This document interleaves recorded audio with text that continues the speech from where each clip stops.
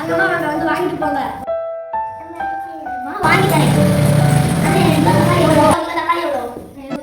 2 kilo தக்காளி தாங்க. வேலை இருக்கு நிறையா. நான் வாங்கிட்டு வா. வேகமாக எடுத்துக்கணும். எனக்கு நிறைய வேலை இருக்கு. நான் எவ்வளோ நேரம் இங்கே இருக்கதான்? நான் வேறு கடைக்கெல்லாம் போவேனாமா?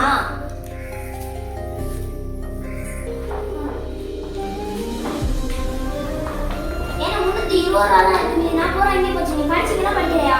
ஏன் இப்படி காலையில் டென்ஷன் பண்ணுறீங்க நீங்கள்? நீ வேறு இருந்தால் 100 ரூபாய்க்கு ஐஸ்கிரீம் வாங்கிட்டு டக்கும்பா.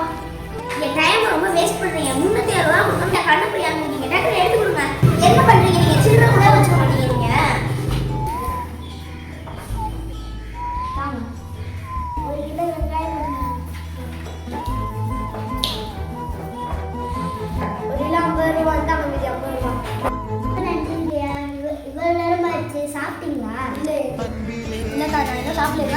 விட்டு சாப்பிடுங்க. மணி வேறு 12 ஆயிடுச்சு. சரி டக்குன்னு சாப்பிடுங்க.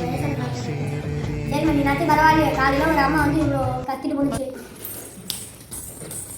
பணிவுரையாக எதுவும் சொல்லலாத ஒருவருக்கு அணியெல்லாம் மற்றும் பிற யாராக இருந்தாலும் பணிவோட பேசணும். இனிமையான சொற்களை பேசணும். பணிவுடன் இன்சொல் ஒருவருக்கு அணியல்ல மற்ற பிற. 10வது அதிகாரம் இனியவை கூறல் 95வது குறள். இது பார்த்தீங்கன்னா இதுக்கான பொருள் என்ன அப்படின்னு பார்த்தோம்னா, நம்ம யாராக இருந்தாலும் அவங்கள்ட்ட வந்து எப்போவுமே நம்ம வந்து பணிவோடு நடந்துக்கணும், இனிய சொற்களை பேசணும் அப்படின்னு சொல்லிட்டு இதில் வள்ளுவர் சொல்கிறாரு.